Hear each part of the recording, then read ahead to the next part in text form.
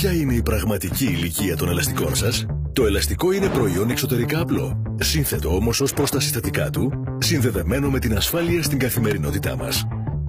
Οι καταναλωτές συχνά ρωτούν πώς μπορούν να μάθουν ποια είναι η διάρκεια ζωής των ελαστικών, καταλήγουν όμως με αντιφατικές πληροφορίες και μπερδεύονται.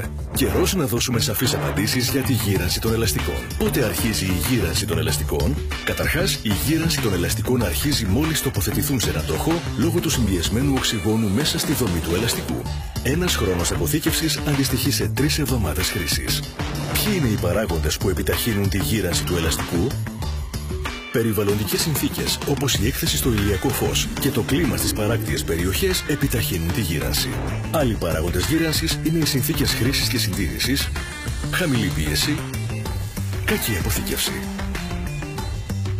Μπορούν δύο ελαστικά με διαφορετικό έτος παραγωγής να έχουν τις ίδιες επιδόσεις? Χάρη στις τεχνολογίες του ομίλου Michelin και στις σταθερές μεθόδους παραγωγής, δύο ελαστικά με διαφορετικές χρονολογίες παραγωγής μπορούν να έχουν τις ίδιες επιδόσεις. Μπορούμε να υπολογίσουμε την ηλικία των ελαστικών από τις σημάσεις στα πλευρά τους, οι οποίες ονομάζονται DOT.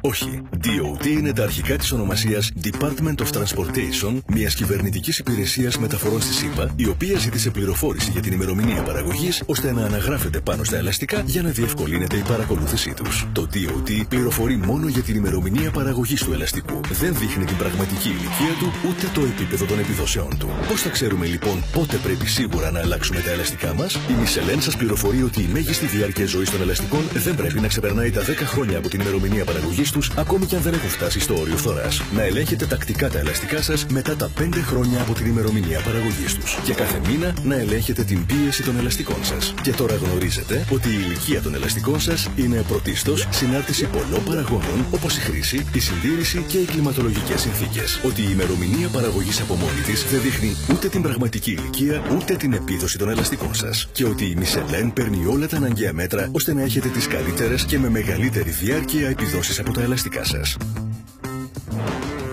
Michelin, a better way forward.